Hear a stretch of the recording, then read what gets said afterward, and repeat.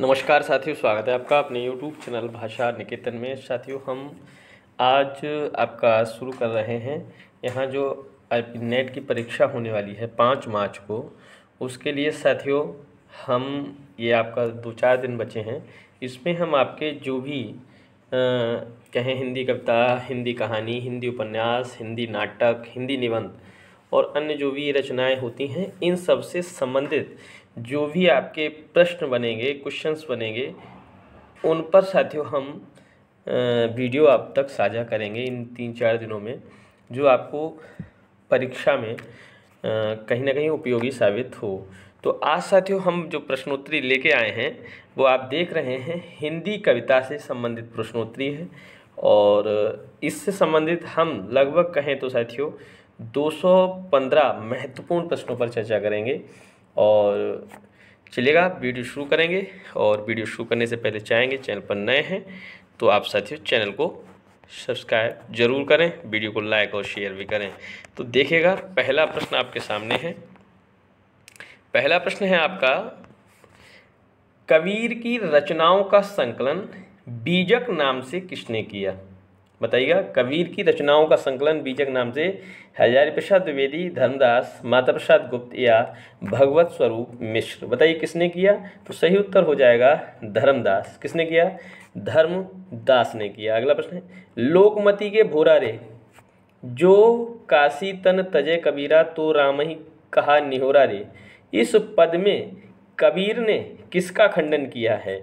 जाति प्रथा का, रूढ़ियों एवं अंधविश्वास का, मूर्ति पूजा का, या इनमें से कोई नहीं? बताइए, लोकमति के भोरा रे, जो काशी तन तजे कबीरा, तो राम ही कहा निहोरा रे, किसका खंडन किया? तो सही उत्तर इसमें जाए रूढ़ियों एवं अंधविश्वासों का खंडन इस पद में किया है। अगला प्रश्न देख लेते हैं।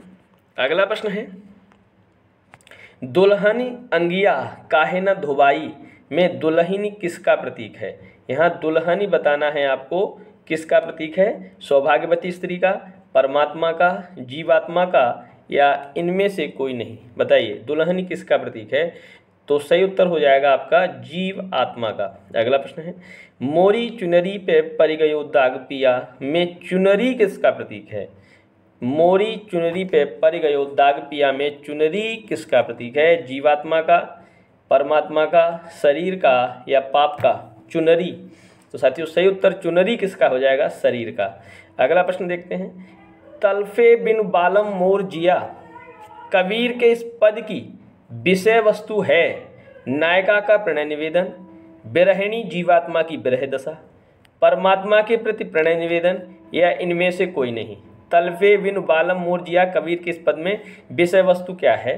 तो सही उत्तर आपका हो जाएगा बिरहिणी की जीवात्मा, बिरहिणी जीवात्मा की विरह दशा। ये आपका सही उत्तर हो जाएगा। आपका अगला प्रश्न है, हमरी ननद निगोड़िनी जागे में ननद किसका प्रतीक है? माया का, जीवात्मा का, परमात्मा का, इनमें से कोई नहीं? हमरी ननद निगोड़िनी जागे में ननद किसका प्रतीक है? तो सही उत्तर क्या हो जाएगा आपका? माया का। किसका? माया का। अगला प्रश्न है, कबीर वाणी के डिटेक्टर थे, यह कथन किसका है? कबीर वाणी के डिटेक्टर थे, यह कथन किसका है? डॉक्टर नगेंद्र का, आचार्य हजारी प्रसाद द्विवेदी का, आचार्य रामचंद्र शुक्ल का, या श्याम सुंदर दास का? कबीर वाणी के डिटेक्टर थे, यह उत्तर आपका सही हो जाएगा आचार्य हजारी प्रसाद द्विवेदी का। अगला प्रश्न देखते हैं, कबीर की भाषा को सदुक्कड़ी भाषा कहा है? विजयदेव नारायण शाही ने, हजारी प्रसाद द्विवेदी ने, धर्मदास ने, आचार्य रामचंद्र शुक्ल ने? कबीर की भाषा को सदुक्कड़ी भाषा किसने कहा है? आचार्य रामचंद्र शुक्ल ने। चलिए देखते हैं अगला प्रश्न।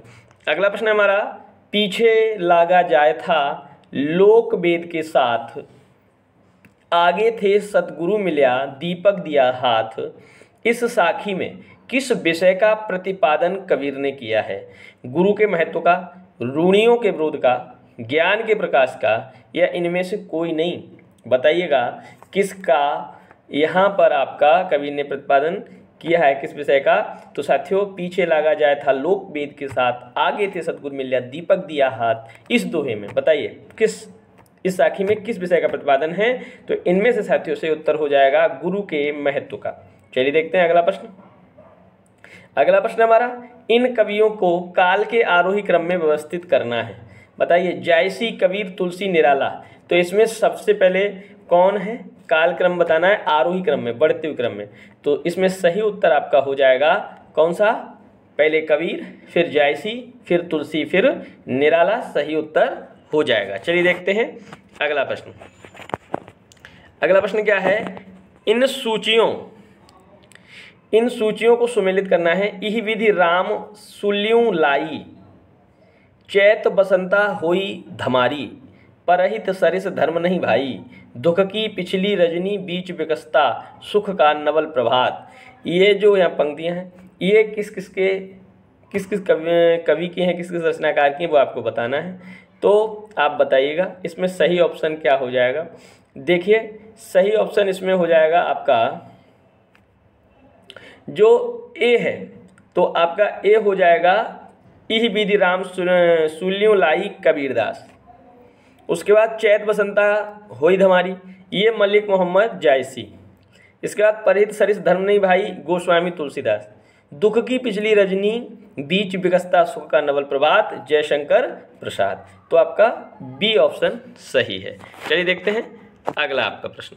अगला प्रश्न है, स्वार्थ रत परिवार विरोधी, लंपट काम लोभयति क्रोधी। ये लक्षण गोस्वामी तुलसीदास ने किसके बताए हैं? असंत के, संत के, राष्ट्रद्रोही के, यवनों के। स्वार्थ रत परिवार विरोधी, लंपट काम लोभ अति क्रोधी, ये लक्षण किसके हैं? तो गोस्वामी के अनुसार यह जो लक्षण हैं वो आपके हैं असंत के। अगला प्रश्न, संत असंत के लक्षणों का प्रतिपादन रामचरितमानस के किस कांड में किया गया है? बताइएगा, अयोध्या कांड में, किष्किंधा कांड में, उत्तर कांड में, इन सभी में संत असंत के लक्षणों का प्रतिपादन किस में किया गया है? सही उत्तर हो जाएगा आपका उत्तर कांड में। किस में? उत्तर कांड में। साथियों, ये सभी प्रश्न आपको बहुत ही महत्वपूर्ण साबित होने वाले हैं, उपयोगी साबित होने वाले हैं। आप लोग इसको जरूर देखें, वीडियो को साझा करें और इसको आप एक एक प्रश्न को अंत तक पढ़ते चलें, जरूर देखें। 215 प्रश्न हैं, आपकी क्लास थोड़ा लंबी हो जाएगी, उसके साथ बनाए रखें आप। चलिएगा देखते हैं अगला प्रश्न। कृष्ण भक्ति परंपरा का कवि कौन नहीं है? नंददास, अग्रदास, चतुर्दास, छीत स्वामी। बताइएगा, कृष्ण भक्ति परंपरा का कवि कौन नहीं है? तो इसमें साथियों अग्रदास। कौन? अग्रदास। अगला प्रश्न है, राधा वल्लभ संप्रदाय के प्रवर्तक, राधा वल्लभ संप्रदाय के प्रवर्तक थे चैतन्य महाप्रभु, स्वामी हरिदास, स्वामी हित हरिवंश या निम्बार्काचार्य। कौन हो जाएंगे साथियों? राधा वल्लभ संप्रदाय के प्रवर्तक थे। सही उत्तर क्या हो जाएगा आपका? स्वामी हितहरि वंश, स्वामी हितहरि वंश। चलिए देखते हैं अगला प्रश्न। अगला प्रश्न है हमारा, इनमें से पुष्टि मार्ग में दीक्षित कवि थे। पुष्टि मार्ग में दीक्षित कवि इनमें से सूरदास, तुलसीदास, जायसी या कबीर। बताइए कौन हो जाएंगे? सही उत्तर हो जाएगा सूरदास। अगला प्रश्न, कौन सा कवि अष्टछाप का नहीं है? गोविंद स्वामी, हितहरिवंश, छीत स्वामी या कुमनदास। तो इसमें से सही उत्तर हो जाएगा आपका हितहरिवंश, आपके अष्टछाप में नहीं। अगला प्रश्न है, प्राणनाथ तुम कवधों मिलोगे सूरदास प्रभु बाल संघाती में कौन सी भाषा प्रयुक्त है? प्राणनाथ तुम कवधों मिलोगे सूरदास प्रभु बाल संघाती, खड़ी बोली हिंदी, अवधि, ब्रजभाषा या इनमें से कोई नहीं। तो साथियों सही उत्तर क्या हो जाएगा आपका? ब्रजभाषा। चलिए देखते हैं अगला प्रश्न। याकी सीख सुने को ब्रजरे में याकी शब्द किसके लिए प्रयुक्त हुआ है? कृष्ण के लिए, उद्धव के लिए, भ्रमर के लिए या इनमें से कोई नहीं? याकी सीख सुने को ब्रजरे, तो बताइए किसके लिए हुआ है? ये तो आप बताइएगा। तो सही उत्तर क्या हो जाएगा इसमें? उद्धव के लिए है। इसकी सीख कौन सुने? बिलग जन मानो बात हमारी का अर्थ इनमें से क्या है? बिलग जन मानो बात हमारी, हमारी बात का बुरा मत मानो, हमारी बात ध्यान से सुनो, हमारी बात आपको लग रही है तो लगने दो, इनमें से कोई नहीं। बिलग जन मानो बात हमारी, इसमें से सही इसमें से क्या अर्थ वाला होगा? तो हमारी बात का बुरा मत मानो, यह सही हो जाएगा। चलिए देखते हैं अगला प्रश्न। अगला प्रश्न हमारा, हमारे हरिहारिल की लकड़ी। इस पंक्ति में हरिहारिल की लकड़ी का प्रयोग हुआ है। हारिल पक्षी की लकड़ी के लिए, एकमात्र आश्रय के लिए, अनन्यता के लिए या इन सभी के लिए? बताइए, हमारे हरियारिल की लकड़ी तो किसके लिए प्रयोग हुआ है?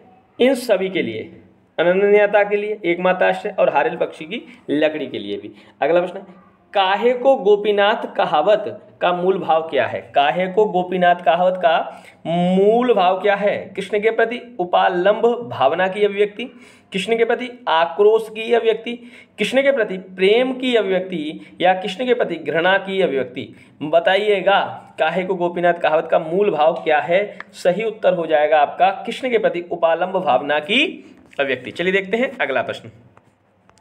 अगला प्रश्न है, अखियां हरि दर्शन की भूखी में प्रयुक्त शब्द शक्ति है? अविधा, लक्षणा, व्यंजना या इनमें से कोई नहीं?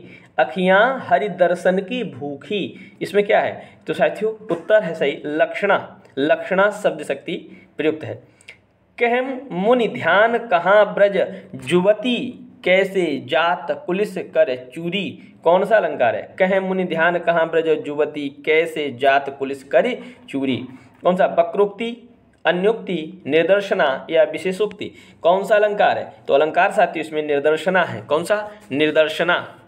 निर्दर्शना अलंकार के क्या लक्षण होते हैं? आप जल्दी से कमेंट सेक्शन में बताइएगा। चलिए देखते हैं अगला प्रश्न। नैनों की करी कोठरी पुतली पलंग बिछाए और पलकों की चिक डार के पियकों लिया रिझाए, इन पंक्तियों में अलंकार बताइएगा। उपमा है, रूपक है, उत्प्रेक्षा है या श्लेष है, कौन सा अलंकार हो जाएगा? तो साथियों इसमें कौन सा बताइएगा? पलकों की चिक डार के पियकों लियो रिझाए, इसमें कौन सा अलंकार होगा? उपमा, रूपक, उत्प्रेक्षा या श्लेष? बताइए, आप लोग यह कमेंट सेक्शन में बताइएगा कौन सा अलंकार होगा। हम भी बताएंगे आपको कमेंट सेक्शन में, आप बताइएगा। चलिए देखते हैं अगला प्रश्न। अखियां तो झाई परी पंथ निहार निहार और जीवनियां छाला पड़या राम पुकार पुकार में मूल विषय वस्तु क्या है? रसवादी भावना है, परमात्मा की विरहानुभूति जीवात्मा के प्रति है, जीवात्मा की विरहानुभूति परमात्मा के प्रति है या प्रेम की अनन्यता है? बताइए, अखियां तो झाई परी पंथ निहार निहार और जीवनियां छाला पड़या राम पुकार पुकार, इसमें बताइए मूल विषय वस्तु क्या है? तो सही उत्तर क्या हो जाएगा इसका? जीवात्मा की विरहानुभूति परमात्मा के प्रति। चलिए देखते हैं अगला प्रश्न। कार्तिक शरद चंदु जियारी और जग शीतल हों बिरह जारी, बताइए ये पंक्तियां किसके द्वारा रचित हैं? कबीर, सूरदास, तुलसीदास, जायसी, किसके द्वारा रचित हैं? तो ये पंक्तियां साथियों जायसी के द्वारा रचित हैं। नागमती किस ग्रंथ की नायिका है? कामायनी, असाध्य वीणा, प्रिय प्रवास या पद्मावत? नागमती किस ग्रंथ की नायिका है? यह आपकी है पद्मावत। पद्मावत। अगली रचना, इनमें से कौन सा ग्रंथ महाकाव्य है? भ्रमर गीत, कामायनी, पद्मावत या बी और सी? इनमें से कौन सा ग्रंथ महाकाव्य है? बताइए। तो महाकाव्य के रूप में आपका ग्रंथ है कामायनी और पद्मावत, माने कि बी और सी दोनों, डी ऑप्शन सही है। अगला प्रश्न हमारा, नागमती वियोग वर्णन में 12 मासा का प्रारंभ किस महीने से हुआ है? आषाढ़ मास से, कार्तिक मास से, चैत्र मास से, जेठ मास से? नागमती वियोग वर्णन में 12 मासा का प्रारंभ किस महीने से हुआ है? तो साथियों सही उत्तर आपका हो जाएगा आपका आषाढ़ मास से। अगला प्रश्न, पियसों कहेऊ संदेशना है भौरा है काग और 100 धन बिरह जरी मुई तेहक धुआं हम लाग, इन पंक्तियों की विषय वस्तु? विरह चेतना। बताइए। संदेश प्रश्नीयता, प्रेषणीयता, रहस्यवाद या सूफी धर्म का प्रचार? बताइए इसमें इन पंक्तियों में क्या विषय वस्तु है? बताइए। तो सही उत्तर क्या हो जाएगा? संदेश प्रेषणीयता, संदेश को भेजा जा रहा है। हाँ, यह तन जारों छार के कहों की पवन उड़ाओ और मक तेही मारग उड़ी परों कंत धरें जह पाँव, इन पंक्तियों किसका वर्णन है? ब्रहणी नागमती की अभिलाषा का, ब्रहणी के ब्रह ताप का, ब्रहजन्य कृष्णता का, संदेश प्रेषणीयता का? बताइए किसका है? तो साथियों सही उत्तर हो जाएगा आपका ब्रहणी नागमती की अभिलाषा का। अभिलाषा हो रही है कि मैं मार्ग में, किस मार्ग में जाकर? जिससे हमारे कंत है ना, हमारा पति जिस पे पाँव रखे। हाँ चलिए अब देखते हैं, इसमें आपका प्रश्न है सुमेलित करना है। भ्रमर गीत, पद्मावत, रामचरितमानस, बीजक, किस किस की रचना है? देखिए भ्रमर गीत किसकी रचना है? बताइए। भ्रमर गीत किसकी रचना है? पद्मावत जयसी, रामचरितमानस तुलसीदास, बीजक कबीरदास, भ्रमर गीत सूरदास। तो ये किसकी रचना है? सूरदास। अब देखिएगा इसमें कौन सा ऑप्शन सही हो जाएगा, कौन सा ऑप्शन इसमें सही हो जाएगा? तो साथियों सी सही है। तीसरा, चौथा, दूसरा, पहला, तो सी ऑप्शन सही है। अगला प्रश्न देखते हैं। कोयल गई पुकारत रही, महरी पुकारे ले ले दही। इस पंक्ति में अलंकार यमक, श्लेष, दोनों या इनमें से कोई नहीं? बताइए। कोयल गई पुकारत रही और महरी पुकारे ले ले दही, बताइए कौन सा अलंकार है? तो साथियों इसमें अलंकार आपका हो जाएगा श्लेष। कौन सा? श्लेष। अगला, नहीं पावस वही देसरा, नहीं हेमंत बसंत, ना कोकिल ना पपीहा, जही सुनी आवे कंत। इस दोहे में कौन सी काव्यगत विशेषता नहीं है? वियोग श्रृंगार, अभिलाषा नामक कामदशा, अवधि भाषा और दोहा छंद। दोहा छंद है, अवधि भाषा भी है। इसमें ये बताना है कौन सी नहीं है। वियोग श्रृंगार भी है, लेकिन अभिलाषा नामक कामदशा इसमें नहीं है। इन काव्य ग्रंथों में सूफी काव्य परंपरा का ग्रंथ कौन सा नहीं है? बताइए। ढोला मारूरा दूहा सूफी काव्य परंपरा का ग्रंथ नहीं है। चंद्रायन, अनुराग बांसुरी या मृगावती, बताइए इन काव्य ग्रंथों में सूफी काव्य परंपरा का ग्रंथ कौन सा नहीं है? बताइए। तो सही उत्तर क्या हो जाएगा आपका? ढोला मारूरा दूहा। सूफी साधना के 4 मुकामों में क्या सम्मिलित नहीं है? सूफी साधना के 4 मुकामों में क्या सम्मिलित नहीं है? शरीयत, मारिफत, कैफियत या हकीकत, बताइए क्या नहीं है? तो सही उत्तर हो जाएगा आपका कैफियत। अगला प्रश्न है, कौन सा पात्र पद्मावत नामक महाकाव्य का नहीं है? कौन सा पात्र पद्मावत नामक काव्य का नहीं है, महाकाव्य का नहीं है? अलाउद्दीन, हीरामन तोता, राघव चेतन या सिकंदर मिर्जा। कौन सा पात्र पद्मावत नामक महाकाव्य का नहीं है? तो सही उत्तर हो जाएगा राघव चेतन। अगला प्रश्न, आयो घोष बड़ो व्यापारी, पंक्ति में घोष का क्या अर्थ है? आयो घोष बड़ो व्यापारी, मथुरा, वृंदावन, अहीरों की बस्ती है, इनमें से कोई नहीं। आयो घोष बड़ो व्यापारी, बताइए घोष का मतलब यहाँ क्या है? तो घोष का मतलब साथियों यहाँ पर जो है वो आपका है अहीरों की बस्ती। चलिए देखते हैं। अगला प्रश्न है, अपनो दूध छोड़ को पीवे, खार कूप को पानी, में दूध खारा पानी किसके प्रतीक है? दूध और खारा पानी प्रेम भक्ति, ज्ञान योग के प्रतीक, सगुण निर्गुण प्रतीक, कृष्ण ब्रह्म के प्रतीक, ये सभी बताइए किसका प्रतीक है? प्रेम भक्ति और ज्ञान योग का प्रतीक। चलिए देखते हैं अगला प्रश्न। ए अली कहा जोग में नीको, में अली किसके लिए प्रयुक्त है? गोपियों के लिए, कृष्ण के लिए, उद्धव रूपी भ्रमर के लिए, यशोदा के लिए। ए अली कहा जोग में नीको, में अली किसके लिए प्रयुक्त है? सही उत्तर उद्धव रूपी भ्रमर के लिए, उद्धव रूपी भ्रमर के लिए।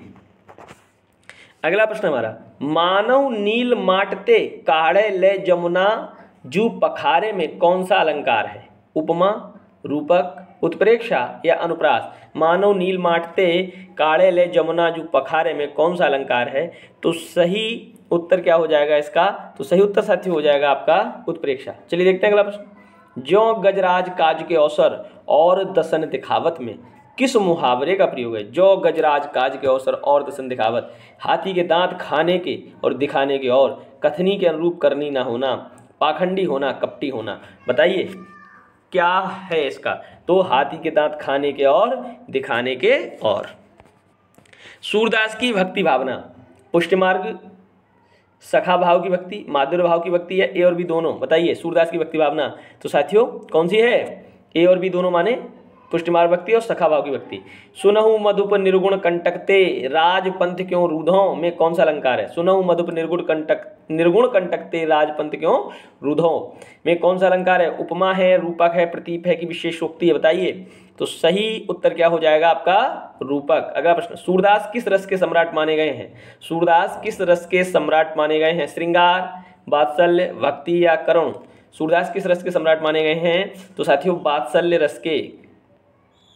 तुलसी के राम की कौन सी विशेषता है? शक्ति, शील, सौंदर्य, ये तीनों। तुलसी के राम की कौन सी विशेषता है? बताइए। तो सही उत्तर आपका क्या हो जाएगा? आपका ये तीनों विशेषता जो है तुलसी के राम की है, शक्ति, शील और सौंदर्य। नहीं दरिद्र को दुखी न दीना, नहीं को अबुद न लक्षणहीना। इन पंक्तियों में कवि ने वर्णन किया है राम राज्य का, भरत के राज्य का, जनक के राज्य का, इनमें से कोई नहीं। नहीं दरिद्र कोई दुखी न दीना, नहीं कोई अबुध न लक्षण हीना। इसमें किसके राज्य का वर्णन है बताइए? तो सही उत्तर इसका हो जाएगा आपका राम राज्य का। चलिए देखते हैं अगला प्रश्न। दंड जतिन कर भेद जह नर्तक नृत्य समाज और जीतहु मनहि सुनहि अस रामचंद्र के राज में कौन सा अलंकार है बताइए? निर्दर्शना है, विशेषोक्ति है, परिसंख्या है या असंगति है? दंड जतिन कर भेद जय नर्तक नृत्य समाज और जीतो मनहि सुनहि अस रामचंद्र के राज, इसमें कौन सा अलंकार है? तो साथियों इसमें आपका अलंकार कौन सा है? परिसंख्या है ना, परिसंख्या अलंकार है, परिसंख्या। ठीक है, चलिए देखते हैं अगला प्रश्न। अगला प्रश्न है हमारा, परद्रोही परदार रत परधन पर अपवाद ते नर पावर पाप में देह धरे मनु जाद। इन पंक्तियों में तुलसीदास के किस लक्षण या विशेषताएं बताए हैं? संत के, असंत के, राजा के, प्रजा के। परद्रोही परदार रत परधन पर अपवाद और ते नर पावर पाप में देह धरे मनु जाद। बताइए किस के लक्षण बताए गए हैं इसमें? संत के, असंत के, राजा के, प्रजा के। तो सही उत्तर क्या हो जाएगा? सही उत्तर साथियों हो जाएगा आपका असंत के। चलिए देखते हैं अगला प्रश्न। अगला प्रश्न हमारा, कुसुम वैभव में लता समान, कुसुम वैभव में लता समान में कौन सा अलंकार है? उपमा, रूपक, उत्प्रेक्षा या श्लेष। कुसुम वैभव में लता समान, इसमें अलंकार आपका कौन सा हो जाएगा? उपमा। अगला, कामायनी में कुल कितने सर्ग हैं? 5, 7, 15 या 10? कामायनी में कितने सर्ग हैं? तो साथियों सही उत्तर आपका क्या हो जाएगा? 15। चलिए देखते हैं अगला प्रश्न। श्रद्धा सर्ग कामायनी का कौन सा सर्ग है? तीसरा, चौथा, पांचवा या नौवां? श्रद्धा सर्ग कौन सा सर्ग है? तो श्रद्धा सर्ग कौन सा है? तीसरा। चलिए देखते हैं अगला प्रश्न। इनमें से छायावादी महाकाव्य कौन सा है? छायावादी महाकाव्य बताइए कौन सा है? रामचंद्रिका, प्रिय प्रवास, कामायनी या साकेत? इनमें से छायावादी महाकाव्य कौन सा है? तो छायावादी महाकाव्य कौन सा है इनमें से? तो सही उत्तर हो जाएगा आपका कामायनी। अगला प्रश्न, कामायनी में कौन सी विशेषता है? छायावादी शिल्प का प्रयोग है, प्रत्याविज्ञा, प्रत्यविज्ञा दर्शन की पारिभाषिक शब्दावली का प्रयोग है, लाक्षणिक भाषा प्रतीकात्मक शैली का प्रयोग है या उपयुक्त सभी? तो साथियों उत्तर उपयुक्त सभी ही होगा। चलिए देखते हैं अगला प्रश्न। कौन सा पात्र कामायनी का नहीं है बताइए? इंद्र, मनु, श्रद्धा या इड़ा? कौन सा पात्र कामायनी का नहीं है? इंद्र, मनु, श्रद्धा या इड़ा? तो साथियों उत्तर सही हो जाएगा आपका इंद्र। अगला प्रश्न है, निम्न सूचियों को सम्मिलित करना है। श्रद्धा, धर्म, श्रद्धा, मनु, इड़ा, वृषभ और धर्म, बुद्धि, हृदय और मन। बताइए सही उत्तर क्या होगा इसका? सही उत्तर आपको बताना है। तो साथियों देखिए, श्रद्धा आपका हृदय, श्रद्धा हृदय, मनु, मनु आपका मन, इड़ा, इड़ा, इड़ा आपका बुद्धि और वृषभ आपका धर्म, वृषभ आपका धर्म। तो ऑप्शन ए आपका सही हो जाएगा। ठीक है, चलिएगा देखते हैं अगला प्रश्न। नील परिधान बीच सुकुमार खुल रहा मृदुल अधखुला अंग खिला हो ज्यों बिजली का फूल मेघबन बीच गुलाबी रंग। इन पंक्तियों में कौन सा अलंकार है? उपमा, उत्प्रेक्षा, प्रतीप या मानवीकरण?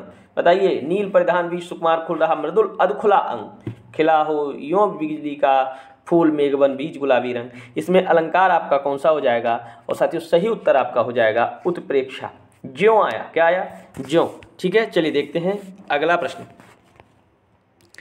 महाचिति, महाचित सजग हुई सी व्यक्त में महाचित किस दर्शन का पारिभाषिक शब्द है? महाचित सजग हुई सी व्यक्ति में महाचित किस दर्शन का पारिभाषिक शब्द है? बौद्ध दर्शन, अद्वैत दर्शन, प्रत्यविज्ञा दर्शन या विशिष्टाद्वैत दर्शन? बताइए। तो सही उत्तर आपका हो जाएगा इसका, क्या हो जाएगा? प्रतिविज्ञा दर्शन। चलिए देखते हैं अगला प्रश्न। पुरातनता, पुरातनता यह निर्मोक सहन करती ना प्रकृति पल एक। पुरातनता का यह निर्मोक सहन करती ना प्रकृति पल एक, इस पंक्ति में निर्मोक शब्द का अर्थ है बताइए। केंचुली, रहस्य, आवरण या वस्त्र? केंचुली, रहस्य, आवरण या वस्त्र? बताइए क्या उत्तर हो जाएगा? सही उत्तर हो जाएगा केंचुली। ठीक है, चलिए देखते हैं अगला प्रश्न है हमारा छायावाद। छायावादी नारी है, पुरुष की प्रेरक शक्ति, वासना से भरी हुई, निंदनीय या नरक का द्वार। छायावादी नारी कैसी है? तो साथियों सही उत्तर हो जाएगा पुरुष की प्रेरक शक्ति है छायावादी नारी। चलिए देखते हैं अगला प्रश्न। अगला प्रश्न है हमारा, इनमें से छायावादी कवि कौन नहीं है? प्रसाद, पंत, अज्ञे या निराला। छायावादी कवि इनमें से कौन से नहीं है? तो साथियों अज्ञे नहीं है। अज्ञे किस काव्यधारा के प्रवर्तक माने जाते हैं? छायावाद, प्रगतिवाद, प्रयोगवाद या रोमांटिसिज्म। बताइए अज्ञे किस काव्यधारा के प्रवर्तक माने जाते हैं? तो सही उत्तर हो जाएगा आपका प्रयोगवाद। अगला प्रश्न है, कौन सी काव्यकृति अज्ञे की है? बताइए कौन सी काव्यकृति अज्ञे की है? बताइए लोकायतन, क्वानो नदी, अरि ओ करुणा प्रभामय या अकाल में सारस। कौन सी है? बताइए इसमें से सही उत्तर क्या हो जाएगा आपका? सही उत्तर हो जाएगा आपका अरि ओ करुणा प्रभामय। देखते हैं आपका अगला प्रश्न, सूची सुमेलित करना है और देखते हैं अज्ञे, मुक्तिबोध, निराला, सुमित्रानंदन पंत। देखिए अज्ञे की रचना कौन सी हो जाएगी? अषाढ्य वीणा। मुक्तिबोध अंधेरे में। निराला तो निराला की कौन सी हो जाएगी? कुकुरमुत्ता। सुमित्रानंदन पंत की परिवर्तन। तो आपका ऑप्शन कौन सा सही हो जाएगा? बी ऑप्शन चौथा, तीसरा, पहला, दूसरा ये आपका सही हो जाएगा। चलिए देखते हैं अगला प्रश्न। अगला प्रश्न साथियों, इन कवियों को रचना काल के आरोही क्रम में व्यवस्थित कीजिए। अज्ञे, निराला, प्रसाद या मुक्तिबोध। इनको आप आरोही क्रम में व्यवस्थित करना है रचना काल के आधार पर। तो सही उत्तर आपका क्या हो जाएगा? आपका प्रसाद, फिर निराला, फिर अज्ञे, फिर मुक्तिबोध। चलिए देखते हैं अगला प्रश्न। अंधेरे में कविता के रचयिता है निराला, मुक्तिबोध, अज्ञे या पंत। तो अभी बताया आपको कौन हो जाएंगे? मुक्तिबोध। चलिए देखते हैं अगला प्रश्न।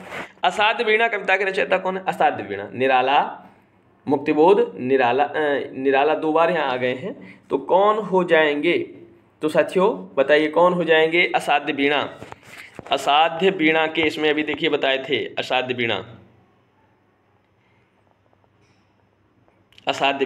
तो साथियों असाध्य वीणा के अज्ञे हैं। कौन है? असाध्य वीणा के आपके कौन हो जाएंगे? अज्ञे। ठीक है ना? असाध्य वीणा के कौन है? यहाँ निराला गर्भ दिया है, यहाँ अज्ञे लिख लेंगे। ठीक है, चलिए देखते हैं अगला प्रश्न। खिल गई सभा, उत्तम निश्चय है भल्लनाथ। किसका कथन है? खिल गई सभा, उत्तम निश्चय है भल्लनाथ। राम का विभीषण से, राम का जामवंत से, विभीषण का जामवंत से या हनुमान का जामवंत से। बताइए किसका कथन है? तो साथियों से उत्तर क्या हो जाएगा इसका? राम का जामवंत से। चलिए देखते हैं अगला प्रश्न। धिक जीवन जो पाता ही आया है विरोध, धिक साधन जिसके लिए सदाई किया है शोध। इन पंक्तियों में किस सत्य की व्यंजना हुई है? कविवर निराला के व्यक्तिगत जीवन का सत्य, राम की आंतरिक वेदना, सीता की वेदना या सुग्रीव की आंतरिक पीड़ा। किसका? तो साथियों सही उत्तर क्या हो जाएगा? कविवर निराला के व्यक्तिगत जीवन का सत्य। धिक जीवन जो पाता ही आया है विरोध और धिक साधन जिसके लिए सदाई किया शोध। चलिए देखते हैं अगला प्रश्न। अगला प्रश्न है, रघुवर विचलित होने का नहीं देखता मैं कारण, राम की शक्ति पूजा में राम के प्रति यह कथन किसका है? रघुवर विचलित होने का नहीं देखता मैं कारण, विभीषण का, हनुमान का, सुग्रीव का, जामवंत का। किसका है कथन? तो साथियों राम के प्रति यह कथन किसका है?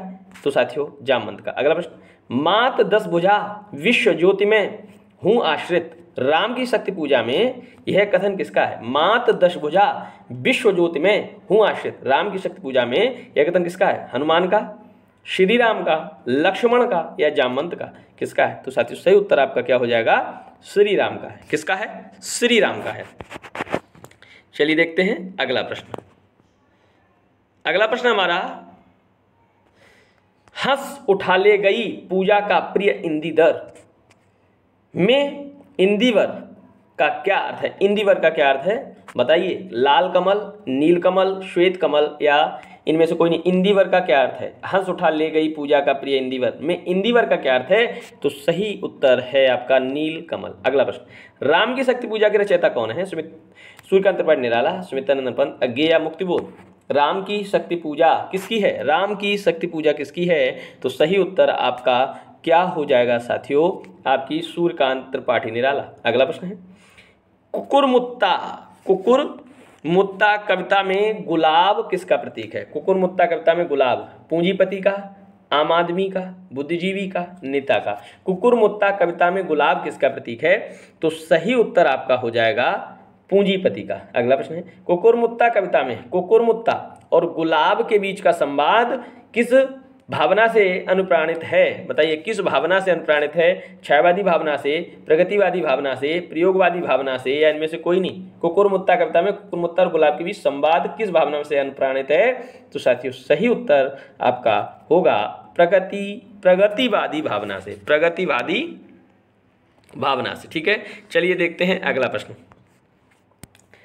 अज्ञे की असाध्य वीणा, अज्ञे की असाध्य वीणा कविता के किस देश की लोक कथा पर आधारित है? बताइए आधारित है भारतीय लोक कथा, चीनी लोक कथा, जापानी लोक कथा या यूनानी लोक कथा? बताइए किस पर आधारित है? तो सही उत्तर आपका क्या हो जाएगा? आपका चीनी लोक कथा। चलिए देखते हैं अगला प्रश्न। असाध्य वीणा कविता अज्ञे के किस काव्य संकलन में मूलतः संकलित है? बताइए असाध्य वीणा कविता किस संकलन में है? आंगन के पार द्वार, अरियो करुणा प्रभा में, इत्यलम या सदा नीरा? किसमें है साथियों? तो सही उत्तर क्या हो जाएगा? आंगन के पार द्वार। अगला प्रश्न है अज्ञे के अनुसार असाध्य वीणा किस वृक्ष से बनाई गई थी? बताइए किरीट वृक्ष से, किरोरी तरु से, जमुना का वृक्ष, जामुन का वृक्ष से या पीपल का वृक्ष से? बताइए अज्ञे के अनुसार असाध्य वीणा किस वृक्ष से बनाई गई थी? तो सही उत्तर क्या हो जाएगा इसका? आपका किरोरी तरु से, किरोरी तरु से। अगला प्रश्न है असाध्य वीणा का निर्माण किसने किया था? प्रियंबद से, प्रियंबद ने, केशकंबली के, वज्रकीर्ति ने या इनमें से कोई नहीं? तो साथियों बताइए किससे किया था? तो सही उत्तर क्या हो जाएगा आपका? सही उत्तर हो जाएगा वज्रकीर्ति ने। असाध्य वीणा का निर्माण किसने किया था? वज्रकीर्ति ने। चलिए देखते हैं अगला प्रश्न। तो साथियों थोड़ा पानी पी लेते हैं, आवाज़ थोड़ा बैठी जा रही है।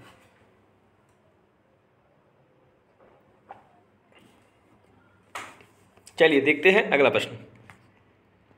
असाध्य वीणा को साधने का कार्य किसने किया है? असाध्य वीणा को साधने का कार्य किसने किया है? प्रियंबद, केशकंबली ने, राजा ने, गौतम बुद्ध ने या इनमें से कोई नहीं? असाध्य वीणा को साधने या बजाने का कार्य किसने किया है? तो साथियों सही उत्तर हो जाएगा आपका प्रियंबद, केशकंबली ने। अगला प्रश्न देखते हैं। केहरी उसके बलकल से कंधे खुजलाते थे, यहाँ उसके का तात्पर्य क्या है?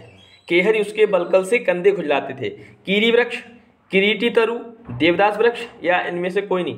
कौन सा हो जाएगा सही उत्तर? तो सही उत्तर होगा आपका किरीटी तरु। अगला प्रश्न देखते हैं। मेरे हार गए सब जाने माने कलावंत, यह पंक्ति किस कविता की है? राम की शक्ति पूजा, कुकुरमुत्ता, अंधेरे में या असाध्य वीणा? मेरे हार गए सब जाने माने कलावंत किसकी हो जाएगी? तो साथियों सही उत्तर आपकी असाध्य वीणा, असाध्य वीणा। चलिए देखते हैं अगला प्रश्न। मौन प्रियंबद साध्य रहा था वीणा, नहीं स्वयं अपने को शोध रहा था के द्वारा कवि क्या कहना चाहता है? मौन प्रियंबद साध रहा था वीणा, नहीं स्वयं अपने को शोध रहा था के द्वारा कवि का क्या कहना चाहता है? साधना में एकाग्रता की आवश्यकता होती है, कवि ने मौन की महत्ता को प्रतिपादित किया है, अहंकार विहीन साधक की कला के रस को जान पाता है, ये सभी। तो साथियों यह आपका क्या उत्तर हो जाएगा? ये सभी। अगला प्रश्न देखते हैं। अगला प्रश्न है वीणा से निकला स्वर प्रेमी रसिक को कैसा प्रतीत हो रहा था?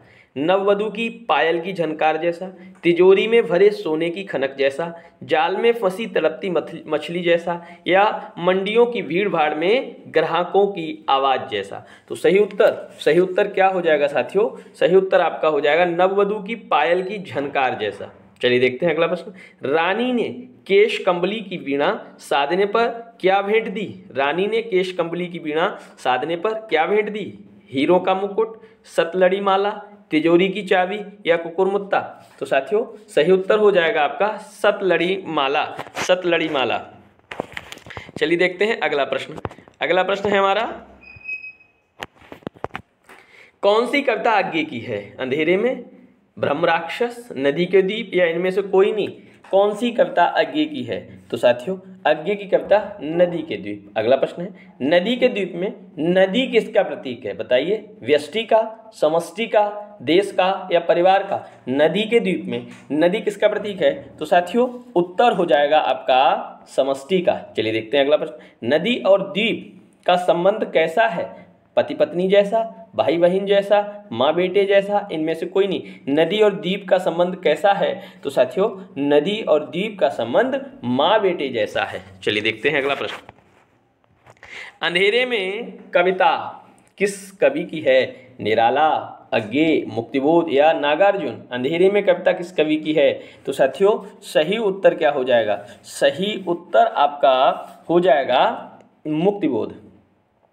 चलिए देखते हैं अगला प्रश्न, अंधेरे में कविता किस संकलन से ली गई है? चांद का मुंह टेढ़ा, उत्तर टेढ़ा है, उत्तर कबीर, अरि ओ करुणा में करुणा प्रभा में या परिमल? अंधेरे में कविता किस संकलन से ली गई है? अंधेरे में कविता तो साथियों किससे है? चांद का मुंह टेढ़ा। चलिए देखते हैं अगला प्रश्न, अंधेरे में कविता में आया रक्तालोक स्नात पुरुष किसका प्रतीक है? अंधेरे में कविता में आया रक्तालोक स्नात पुरुष किसका प्रतीक है? अंतर्मन में निहित क्रांति की भावना का, सामान्य जन का, वैचारिक अभिव्यक्ति का? इनमें से कोई नहीं। तो सही उत्तर होगा अंतर्मन में निहित क्रांति की भावना का। चलिए देखते हैं अगला प्रश्न है, लोकहित पिता को घर से निकाल दिया, जनमन करुणासी माँ को हकाल दिया का तात्पर्य क्या है? बताइए, लोकहित और करुणा को तुमने स्वार्थ केंद्रित होने से निर्वासित कर दिया, मानवता का नामो निशान मिट गया, बुद्धि की प्रधानता ने हृदय वृत्ति को तिरस्कृत कर दिया। इनमें से कोई नहीं। तो आप बताइएगा इनमें से क्या उत्तर होगा? लोकहित पिता को घर से निकाल दिया का तात्पर्य। तो इसमें क्या हो जाएगा? तो साथियों सही उत्तर हो जाएगा लोकहित और करुणा को तुमने निर्वासित कर दिया, ए ऑप्शन सही। चलिए देखते हैं अगला प्रश्न, बौद्धिक वर्ग है कृतदास का तात्पर्य। बौद्धिक वर्ग है कृतदास का तात्पर्य बुद्धिजीवी वर्ग व्यवस्था का गुलाम बन गया है, बुद्धिजीवी वर्ग नपुंसक हो गया है, बुद्धिजीवी वर्ग तमाशाई बन गया है या इनमें से कोई नहीं। बौद्धिक वर्ग है कृतदास का तात्पर्य क्या है? कृतदास। तो यहाँ साथियों उत्तर हो जाएगा आपका सही, बुद्धिजीवी वर्ग व्यवस्था का गुलाम बन गया। कृतदास से तो आप गुलाम ही समझ लीजिएगा। चलिए देखते हैं अगला प्रश्न है, अंधेरे में कविता का मूल प्रतिपाद्य क्या है? जिन्होंने स्वतंत्रता के लिए संघर्ष किया वे तो अंधेरे में खो गए, स्वार्थी और अवसरवादी रोशनी में आ गए, स्वतंत्रता से पहले की और बाद की स्थिति का तुलनात्मक चित्रण या उपयोग सभी। बताइए अंधेरे में कविता का मूल प्रतिपाद्य क्या है? तो यहाँ साथियों आपका उत्तर उपयोग सभी ही होगा। जिन्होंने स्वतंत्रता के लिए संघर्ष किया वे तो अंधेरे में खो गए, स्वार्थी अवसरवादी रोशनी में आ गए और स्वतंत्रता से पहले की और बाद की स्थिति का तुलनात्मक चित्रण। तो ये सभी सही है। अगला प्रश्न, तोड़ने होंगे ही मठ और गढ़ सबका निहितार्थ है। सारे मठ और किले ध्वस्त करने होंगे, प्रतिक्रियावादी ताकतों को नष्ट करना होगा, बुद्धिजीवियों को आगे आना होगा या इनमें से कोई नहीं। तो साथियों क्या उत्तर हो जाएगा? उत्तर सही होगा साथियों, इनमें से कौन सा हो जाएगा? आपका प्रतिक्रियावादी ताकतों को नष्ट करना होगा। अगला प्रश्न है, कविजन निर्वाक का तात्पर्य है। कविजन निर्वाक का तात्पर्य क्या है? बुद्धिजीवी मौन है, कविगण साहित्यकार व्यवस्था के विरोध में आवाज नहीं उठा रहे, कविजन गूंगे हो गए हैं या इनमें से कोई नहीं। तो कविजन निर्वाक का तात्पर्य क्या है? तो सही उत्तर आपका हो जाएगा कविगण साहित्यकार व्यवस्था के विरोध में आवाज नहीं उठा रहे हैं। अगला, इनमें से प्रयोगवादी कवि कौन सा नहीं है? नहीं बताना है। निराला, अज्ञे, मुक्तिबोध और सर्वेश्वर दयाल सक्सेना, इनमें से कौन प्रयोगवादी कवि नहीं है? तो सही हो जाएगा आपका निराला, है ना। निराला आपके प्रयोगवादी नहीं है, निराला आपके छायावादी हैं। मुक्तिबोध, अज्ञे और सर्वेश्वर दयाल ये आपके कौन हैं? प्रयोगवादी हैं। चलिए देखते हैं अगला प्रश्न। अगला प्रश्न है हमारा, नदी तुम बहती चलो में नदी किसका प्रतीक है? व्यष्टि चेतना का, समष्टि चेतना का, पिता का, इनमें से कोई नहीं। नदी तुम बहती चलो में नदी किसका प्रतीक है? तो सही उत्तर हो जाएगा आपका क्या हो जाएगा? समष्टि चेतना का। किसका हो जाएगा? समष्टि चेतना का। चलिए देखते हैं अगला प्रश्न। अगला है, नदी के द्वीप कविता के द्वारा कवि का कवि क्या कहना चाहता है? नदी के द्वीप कविता के द्वारा व्यष्टि और समष्टि के संबंधों की व्याख्या, व्यष्टि की महत्ता का प्रतिपादन, समष्टि की महत्ता का प्रतिपादन, इनमें से कोई नहीं। तो बताइए कौन सा सही उत्तर होगा? तो सही उत्तर आपका कौन सा हो जाएगा साथियों? व्यष्टि और समष्टि के संबंधों की व्याख्या। देखिएगा अब इसमें कारण कथन वाले भी हैं, स्थापना तर्क। तो चलिए देखते हैं इनको, अब सही से पढ़ेंगे ध्यान से तभी ये होंगे। तो चलिए देखते हैं। देखिए साथियों पहला प्रश्न इसमें है, स्थापना राम की शक्ति पूजा में राम सत्य और न्याय के प्रतीक हैं, जबकि रावण अन्याय अत्याचार का प्रतीक है। पहला तर्क क्या है? राम की शक्ति पूजा में कवि के व्यक्तिगत जीवन का सत्य मुखरित हुआ है। बताइए स्थापना या तर्क, कहें ए और आर। बताइए ए गलत है आर सही है? ए और आर दोनों सही हैं। ए सही है आर गलत है, या ए और आर दोनों गलत है? बताइए क्या सही होगा? इसमें से आप बताएंगे। राम की शक्ति पूजा में राम सत्य न्याय के प्रतीक है, रावण अन्याय और अत्याचार के प्रतीक है। ठीक है, राम की शक्ति पूजा में कवि व्यक्तिगत जीवन का सत्य भी मुखरित हुआ है। इसमें सही उत्तर क्या हो जाएगा? तो साथियों सही हो जाएगा ए और आर दोनों सही हैं, आपका बी ऑप्शन सही है। चलिए देखते हैं अगला प्रश्न।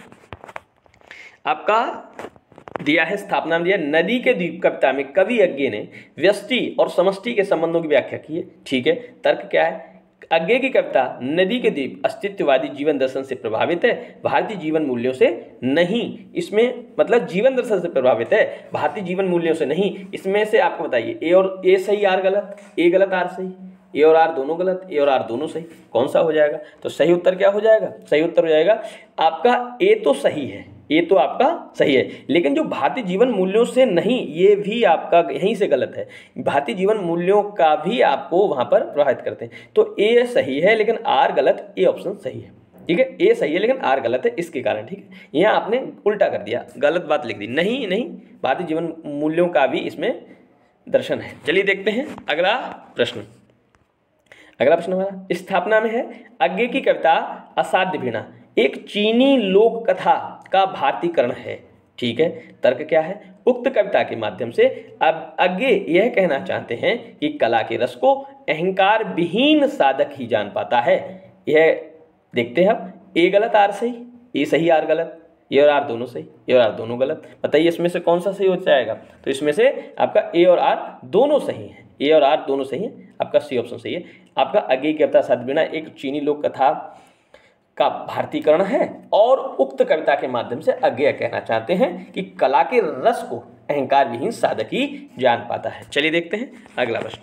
अगला प्रश्न हमारा स्थापना में देखिए, कुकुरमुक्ता कविता का मूल स्वर प्रगतिवादी है, छायावादी नहीं। कुकुरमुक्ता कविता का मूल स्वर क्या है? प्रगतिवादी है, लेकिन छायावादी नहीं, ऐसा कह रहे हैं पहले में।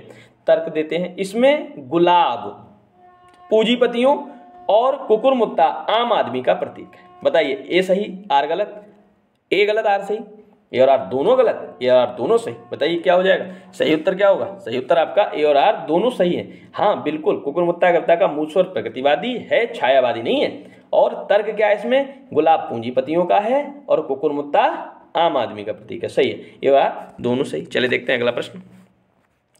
भ्रमर गीत का उपजीवी ग्रंथ है महाभारत। तर्क क्या कहती है? भ्रमर गीत एक उपालभ्य काव्य है जिसमें सगुण का खंडन और निर्गुण का मंडन किया जाता है। भ्रमर गीत में सगुण का खंडन और निर्गुण का मंडन किया जाता है। भ्रमर गीत एक उपजीव ग्रंथ है, यह स्थापना करिए, यह तर्क है। बताइएगा इसमें कौन सा सही है? ए आर दोनों गलत है, ए गलत आर आंशिक सही है, ए सही आर गलत है, या ए और आर दोनों सही हैं। बताइए क्या हो जाएगा? तो सही उत्तर आपका हो जाएगा ए गलत और आर आंशिक सही है। ए तो गलत है, भ्रमर गीत उपजीव ग्रंथ महाभारत नहीं है, क्या है आप बताइएगा। और आर आंशिक रूप से गलत है, ठीक है, सॉरी आंशिक रूप से सही है। तो इसमें हमने देखा, तो बी ऑप्शन इसका सही हो जाएगा। चलिए देखते हैं अब साथियों, हम इसमें गद्यांश दिया है, गद्यांश से संबंधित हम प्रश्नों का उत्तर देंगे। चलिए गद्यांश को पढ़ते हैं। पहले निम्न अवतरणों को ध्यान में पढ़कर उन पर पूछे गए प्रश्नों को देखना है। 106 से 110 प्रश्न रहेंगे, ठीक है, 106 से 110 तक के। कविता कवि के व्यक्तित्व के सारभूत एवं मूल अंश की अभिव्यक्ति है। उस व्यक्ति के अनेक आरोपित अंशों को भी अभिव्यक्त होने का अवसर प्राप्त हो जाता है। ऐसे दूसरे प्रकार के अंश कविता का बाह्य आकार प्रदान आकार प्रकार विषय वस्तु चरित्र अलंकार विधान आदि के स्वरूप निर्माण में सहायक हो सकते हैं, पर कविता की आत्मा को तो कवि के मूलभूत व्यक्तित्व से ही निर्मित होती है। कविता आत्मा के कवि के मूलभूत व्यक्तित्व से ही निर्मित होती है। यह सृजन निश्चय ही अभिव्यक्ति रूप है। क्या है सृजन? ये अभिव्यक्ति रूप है। शैव सिद्धांत की शब्दावली में प्रक्षेपण रूप है। शैव सिद्धांत की बात करेंगे उसमें इसको प्रक्षेपण रूप कहा गया। कवि का व्यक्तित्व ही कविता बन जाता है। कवि का व्यक्तित्व क्या है? कविता बन जाता है। फिर क्या है? कवि व्यक्तित्व का मूलभूत रूप उनकी कविता में सर्वव्यापी रहकर सहृदय के लिए ध्वनित होता है, ध्वनित होता रहता है। कविता कवि हृदय का स्वतः स्फूर्त समुच्छलन है। इसमें कवि स्वयं भी विवश रहता है। शिव जगत के रूप में अपना प्रक्षेपण करते ही यह उनका सहज स्वभाव है, जो कवि के लिए भी सत्य है। जहाँ पर कवि में प्रयास होता है, उसके सहज व्यक्तित्व पर आरोपित अंशों का नियंत्रण रहता है, आवरण रहता है, वहाँ पर भी उसका सहज अंश झलक ही जाता है, ध्वनित हो ही जाता है। कवि का सहज रूप आरोप के अंतस्थल में भी हमेशा विराजमान रहता ही है। अगर कवि उसे छिपाना भी चाहे तो उसे सहृदय के तीक्ष्ण नेत्रों से वह छिपा नहीं पाता। जगत के आवरण में छिपे हुए शिव तत्व की ही प्रतिविज्ञा चाहे सामान्य जन को कराने पर भी ना हो, भक्त को तो शाश्वत ही रहती है। प्रेम के वासनामय रूप में भी मूलतः रस लेने वाले अतृप्त वासना से निर्मित व्यक्तित्व वाले कवि की दिव्य प्रेम की कविताओं के अंतःस्थल में भी उसका अतृप्त वासना वाला व्यक्तित्व झांकता ही रहता है। कभी कभी इन दोनों व्यक्तित्वों को वैषम्य कविता को उपासास्पद भी बना देता है। चलिए देखते हैं प्रश्न क्या कहता है। प्रश्न देखते हैं साथियों। प्रश्न है, अवतरण के अनुसार कविता क्या है? जीवन की अभिव्यक्ति है, कवि की व्यक्तित्व के मूल अंश की अभिव्यक्ति है, अनुभूतियों की अभिव्यक्ति है या चमत्कार प्रदर्शन है? अवतरण के अनुसार कविता क्या है बताइए। अभी आपसे बताया तो इसमें बताइए कविता क्या है। तो कविता साथियों कवि के व्यक्तित्व की बात कही गई है, मूल अंश की अभिव्यक्ति है। चलिए देखते हैं अगला प्रश्न। शैव सिद्धांत की शब्दावली में कवि को क्या कहा गया है? अभी बताए थे। व्यक्तित्व को कौन सा रूप दिया गया? प्रक्षेपण। अभी देखा था प्रक्षेपण, मैं उसको हाईलाइट भी किया था। तो क्या हो जाएगा? प्रक्षेपण। चलिए देखते हैं। कविता कब उपहासास्पद है? अभी वो कहा था कवि की अतिरिक्त वासना व्यक्तित्व पर जब कविता में प्रेम के वासना में रूप में ही रस लेने वाला कवि व्यक्तित्व जब कविता में हो, उक्त दोनों व्यक्तियों में वैषम्य जब कविता में हो, है ना। अभी इसको हाईलाइट किया था। तो कौन सा सही हो जाएगा? है ना, ये आपका वैषम्य वाला सही हो जाएगा। आखिरी में यही था। अगला देखते हैं। अवतरण के अनुसार कविता की आत्मा निर्मित होती है रस से, अलंकार से, कथन पद्धति से या कवि व्यक्ति से? अवतरण के अनुसार कविता की आत्मा निर्मित होती है। बताइए क्या उत्तर होगा? इसका उत्तर क्या होगा? कवि व्यक्तित्व से। कवि व्यक्तित्व और कवि की बात कही गई है कविता में। कविता की क्या परिभाषा यहाँ दी गई है? कविता कवि हृदय का स्वतः स्फूर्त समुच्छलन है। कविता रस का स्रोत है। कविता चमत्कृत करती है, उपयुक्त को नहीं। तो यहाँ चमत्कृत वाली बात ही नहीं थी, आपकी पहली वाली बात थी। तो आपका ए ऑप्शन कविता कवि हृदय के स्वतः स्फूर्त समुच्छलन है, ये आपकी बात कही गई थी। चलिए देखते हैं इसमें और दिया है कविता के रूप में। चलिए देखते हैं, इसको पढ़ेंगे अभी। देखिए साथियों, दुल्हन अंगिया काहे न धुबाई, बाल पने की मैली अंगिया विषय दाग पर जाई, बिन धोए प्रिय रीझत नाही, सेज से देत गिराई, और सुमिरन ध्यान के साबुन कर ले सतनाम दरियाई, और दुविधा के भेद खोल बहुरिया मन के मैल धुबाई, और चेत करो तीनों पन बीते अब तो गवन नगिचाई, और पालन हार द्वार है ठाड़े अब काहे पछताई, और कहत कबीर सुनोरी बहुरिया चित अंजन दे आई। अब देखो इस पद के रचयिता पहले बताइए, सूरदास हैं, कबीरदास हैं, जायसी हैं, तुलसी हैं, कौन हो जाएंगे? तो इस पद के रचयिता तो पहले साथियों कबीरदास हो गए। कौन हो गए? कबीरदास हो गए। अब देखिएगा अंगिया किसका प्रतीक है? इसमें आपको बताना है अंगिया किसका प्रतीक है। बताइए, जीवात्मा का, परमात्मा का, शरीर का, इन सब का अंगिया किसका प्रतीक है? सही उत्तर क्या हो जाएगा आपका साथियों? शरीर का। अगला प्रश्न, दुल्हन से कवि का क्या तात्पर्य है? जीवात्मा का, परमात्मा का, साधक का, माया का। दुल्हन से क्या तात्पर्य है? जीवात्मा का। चलिए देखते हैं अगला प्रश्न है, साबुन से कवि का क्या अभिप्राय है? ईश्वर का स्मरण और ध्यान, सांसारिक माया मोह या संशयग्रस्त मन या ये सभी। साबुन से क्या मतलब है? तो ईश्वर का स्मरण व ध्यान। अब देखिए, प्रिय रीझत नाही में प्रिय कौन है? जीवात्मा, परमात्मा, संसार या माया? भैया कौन नहीं रीझेगा, कौन नहीं रीझता इसमें? तो यहाँ बात किसकी कही गई है? परमात्मा नहीं रीझ पा रहे हैं। चलिए देखें अगला, निम्न अवतरण में 116 से 120 का उत्तर देखना है। देखिए इसमें दिया है चढ़ा, रुक जाइए थोड़ा, इसको इधर कर लेते हैं।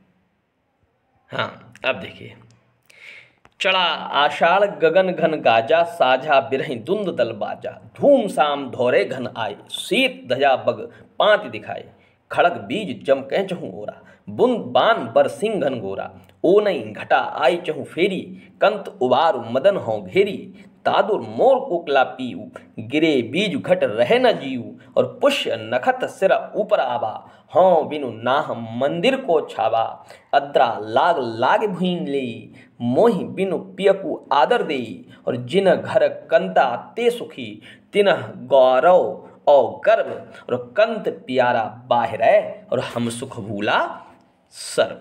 तो देखिए अब इसमें उक्त अवतरण किस काव्य ग्रंथ के किस भाग से लिया गया है? रामचरितमानस उत्तरकांड से है, पद्मावत मानस रुदक खंड से है, जायसी ग्रंथावली पद्मावत नागमति वियोग खंड से है। इनमें से कोई नहीं। बताइए उक्त अवतरण किस काव्य ग्रंथ किस भाग से लिया गया है? तो ये साथियों उत्तर आप दीजिएगा, किससे लिया गया है? तो सही उत्तर आपका क्या हो जाएगा साथियों? जायसी ग्रंथावली पद्मावत नागमति व्यंग खंड से। ठीक है, यह आपका दिया गया। चलिए अब देखते हैं, आकाश में गरजते बादल ब्रह्मणी को कैसे लग रहे हैं? मानो ब्रह्म की सेना के मार ढोल युद्ध के नगाड़े, मानो किसी की बारात निकल रही है, आकाश में किसी का उत्सव आयोजन है। इनमें से कोई नहीं। क्या उत्तर होगा इसका बताइएगा? सही उत्तर होगा मानो ब्रह्म की सेना के मारू ढोल युद्ध के नगाड़े बज रहे हैं, है ना। अगला, वर्षा ऋतु में ब्रह्मणी को किन पक्षियों की आवाज सुनाई पड़ रही है जो उसके प्राण निकाले ले रही है? मोर, कोयल, पपीहा, ये सभी। क्या उत्तर होगा बताइएगा? ये सभी। अगला प्रश्न है, ब्रह्मणी के अनुरूप किन स्त्रियों को सुखी कहा जा सकता है? जिनके पति परदेश गए हैं, जिनके पति घर पर हैं, जिनके पति नौकरी करने गए हैं, या इनमें से कोई नहीं। ब्रह्मणी के अनुरूप किन स्त्रियों को सुखी कहा जा सकता है? बताइए। उसको कहा जाएगा किसको? जिसके पति भैया घर पर हैं। चलिए देखते हैं अगला प्रश्न। इस अवतरण में वर्षा ऋतु के कौन से दो नक्षत्रों का उल्लेख है? चित्रा नक्षत्र, पुष्य नक्षत्र, आद्रा नक्षत्र या बीसी दोनों? बताइए किसका उल्लेख है? तो सही उत्तर क्या हो जाएगा आपका? पुष्य नक्षत्र और आद्रा नक्षत्र दोनों, माने बी और सी दोनों का। चलिए देखते हैं। अब देखिए ये भी आपका एक पद है, इसको भी पढ़ते हैं।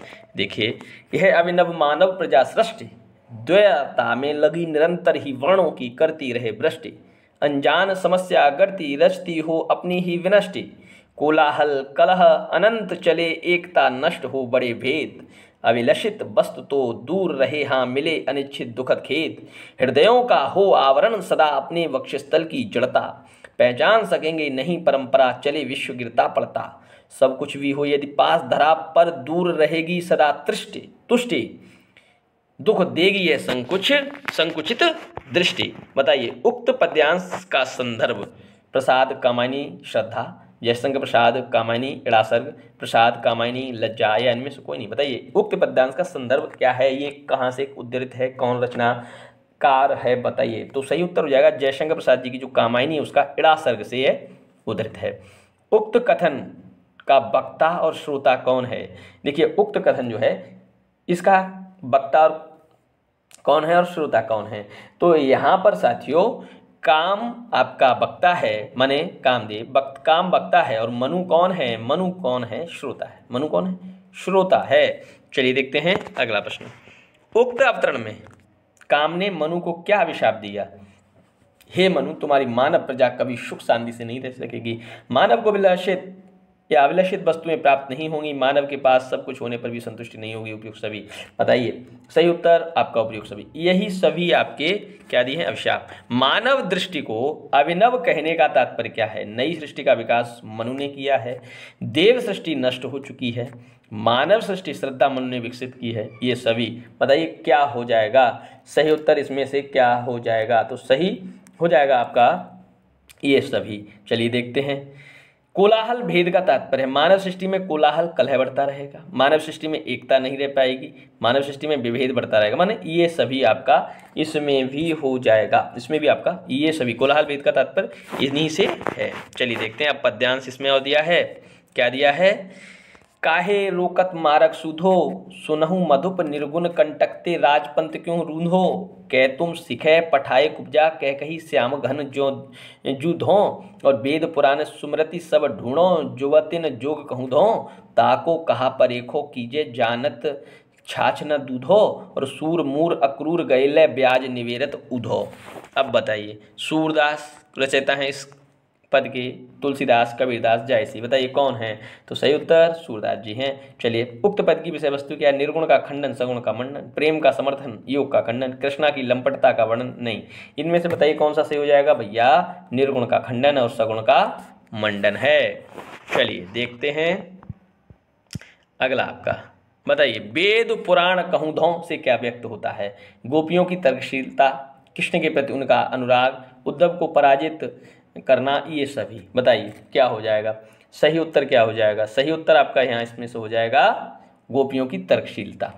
अब देखिए, कह तुम सिखे उठाए पठाए कुब्जा, ये क्या व्यक्त होता है? कुब्जा के प्रति असूया भाव, कृष्ण की लंपटता, गोपियों की तर्क शक्ति, इनमें से कोई नहीं।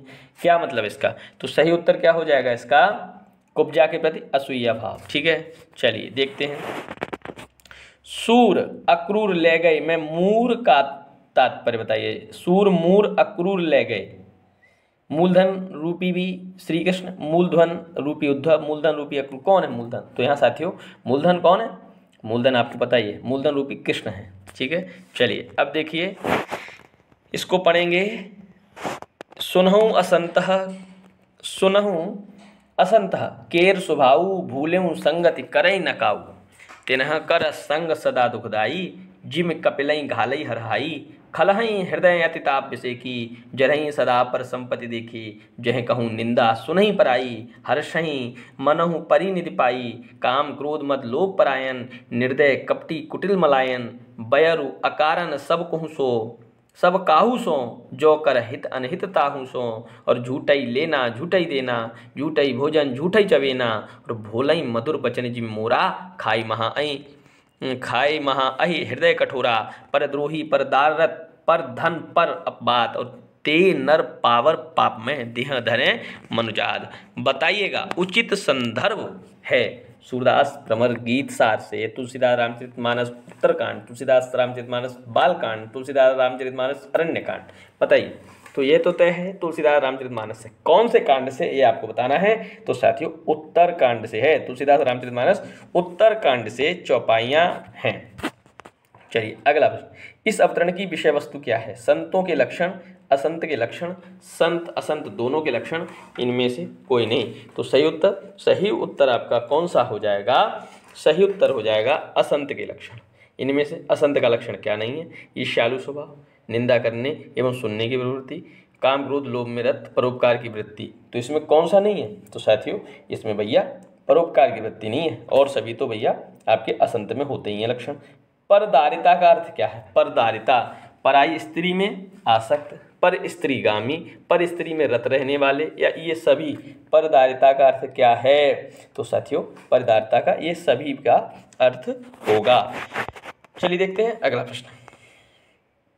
उक्त पद्यांश की भाषा है ब्रजभाषा है, अवधी है, हिंदी खड़ी बोली है, ये सभी है। उक्त पद्यांश की भाषा कैसी है भैया? जब तुलसीदास जी लिख रहे हैं तो कैसी है? तो अवधी में है रामचरितमानस। चलिए देखते हैं। कुसुम कानन अंचल में मंद, पवन प्रेरित सौरभ साकार। रचित परमाणु पराग शरीर, खड़ा हो ले मधु का आधार। और पड़ती हो उस पर शुभ्र नवल मधु, राका मन की साध। हंसी का मद विहल प्रतिबिंब, मधुरिमा खेला सदृश आबाद। तो यह पंक्तियां जो हैं बताइए उक्त पद्यांश के रचयिता कवि कौन हैं, तो बताइए इनमें से पंत हैं, प्रसाद हैं, निराला हैं, अज्ञे हैं। तो सही उत्तर क्या हो जाएगा आपका, प्रसाद जी हैं। उक्त पद्यांश में किसके सौंदर्य का वर्णन है, श्रद्धा, इड़ा, मनु या इनमें से कोई नहीं। तो साथियों सही उत्तर हो जाएगा आपका श्रद्धा के सौंदर्य का वर्णन है। श्रद्धा के शरीर का निर्माण किन तत्वों से हुआ है, फूलों के पराग से, फूलों के मकरंद से, फूलों की सुगंध से, इनमें इन सब से।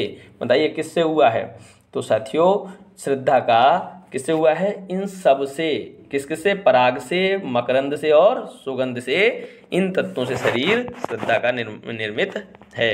चलिए अब देखते हैं अगला प्रश्न। अगला है रीतकालीन सौंदर्य चित्रण से छायावादी सौंदर्य चित्रण किस रूप में अलग है। रीतकालीन सौंदर्य चित्रण में मासलता है, जबकि छायावादी सौंदर्य चित्रण में वायवीयता है। रीतकालीन सौंदर्य चित्रण में स्थूलता है, छायावादी सौंदर्य चित्रण में शुचिता है।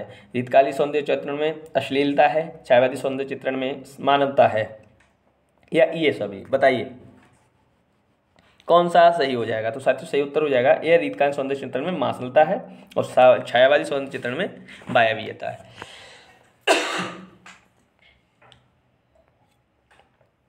तो साथियों चलिए देखते हैं अगला प्रश्न।